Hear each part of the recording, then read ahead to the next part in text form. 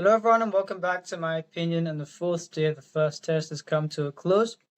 Ahead of today's play, I'd said India should look to score at least 396 to be at 396 by the end of today, and then bat a few overs tomorrow to set England around 430 with 90 overs remaining. They were going very well until tea. They were only 4 wickets down. The moment KL Rahul was dismissed, I foresaw a collapse, and unfortunately, that is what happened. Karan had been caught on board as well. He's playing very well, and it's a case where, despite the collapses, I wouldn't say the batting is the major contributor to India being in this precarious position going into day 5, because 471, 365 at most other venues are enough to win you test matches. In my view, this will be the best surface offered throughout this series, and that's why, with the nature of England's batsmen, with the aggressive nature in which they play, the defensive field settings from India, and the poor bowling we saw as well, I wasn't surprised England scored what they did score. And I'd said India should set 430, England having to chase 350 with 90 overs with 10 wickets in hand, or 350 more, 90 overs would fancy their chances. And I talked about workload, and I'll say this again, where, according to me, if you bowl a quarter of the amount of overs bowled, you've had quite a big workload. And we saw for India, out of 100 overs, Bumrah bowled 25, and a lot of the bowlers exceeded that workload. For England thus far, no bowler has exceeded that workload. Even in this innings, you've got Shoaib Bashir bowling the most, 22 overs. I'd said Jadeja should bowl the most for India. He bowled 23. I thought he should have bowled more. And apart from that, you've got Chris Woakes, 19 overs, less than a quarter. Braden Cast, 19, same. Josh Tongue is injury prone, so only bowled 18. Ben Stokes, I was going to say in the previous video, if he bowls 20 overs more often than not in an innings, he will not last the series, and that's why he only bowled 15, because everyone bowled.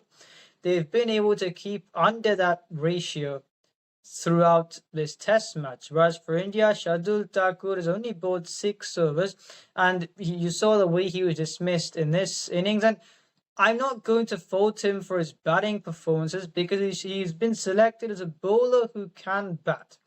And yes, there's been a collapse after the 4th wicket is fell, but I'll say this, India have already got to a score which in most cases is good enough to win you a test match. Had they bowled a bit better, surely they would have been in a better position than this. So I would not say Shardul Thakur's batting should be the focus of the conversation. It should be how they're not giving him overs, and this will be the reason why they drop him in the next match, because he failed with the bat twice. I don't think is coherent. And this comes to the Indian bowling plans I'll be suggesting again, because look at the 3 bowlers who have bowled: Bumrah, Siraj, Jadeja. Jadeja should bowl the most tomorrow, alternating between Bumrah and Siraj. Bumrah should not bowl more than 20, and he should not bowl more than 5 overs in a spell. Siraj is, in my view, has got one of the best cricketing fitness in the game, and that's why you saw he bowled 27 overs in the first innings. You can bowl him for a lot of overs, Jadeja a lot of overs. Bumrah should not bowl more than 20 and not bowl 5 in a spell. Prasidh Krishna should bowl fuller, but will they tell him that? I don't think they will, because you've seen so many tours where that hasn't happened. And Shardul Thakur should bowl. But will he bowl? I don't know, because you've not bowled when you've created the match. If you've got a case where the opposition's got 10 wickets in hand, you go there about that 4 runs per over mark. So I won't be surprised if they don't bowl Shardul Thakur again, meaning Bumrah will have a big workload as he did in the first innings. And I'll say this again, Prasidh Krishna went for 128 in his 20 overs. If Shardul Thakur had bowled, let's say, 8 of those, you took away some of Bumrah's overs as well. Even if he had gone for runs, he's known to be a wicket taker. I reckon he would have taken a couple of wickets. When everyone is going for runs, that's how the thinking could be, in my view. So This is how I think India should go as far as rotating their bowlers. And also the defensive field settings. Ironically, they've put the fielders out, and you got Chris Wilkes and Josh Tongue scoring many runs off them at the end. So it's not helping restrict the run, so they shouldn't do it.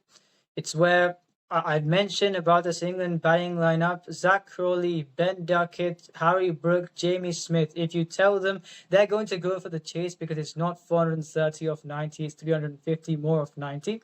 So if you tell those to go semi-aggressively to slightly curb their instincts over 90 overs, they will struggle. Which is why I feel if they do look to play their shots, you've got a couple of wickets falling. Then you've got Ollie Pope, Joe Root, Ben Stokes. Is Ollie Pope's defense something you think is unbreachable? No.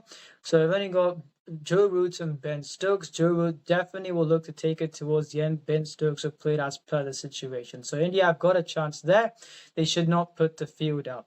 And for England, I think they should take advantage of that because the openers are going to play their shots tomorrow. And we've seen from the series in India that more boundaries go, they spread the field. So in that case, once the field is spread, they should not go for more overly aggressive shots and be dismissed. They should rotate the strike because as in the first innings, the boundaries still came despite the fielders were spread. And in that case, I feel England will not experience too much fuss when chasing this total. It's down to their approach. It can help them if you use it correctly. The way I've suggested it now, this will help them. If they commit to being overly aggressive when the field is spread, then they can lose their wicket and they can give an advantage back to India. So let's see how this match goes. If you enjoyed the video, please like, subscribe, share, friends, and this is my opinion.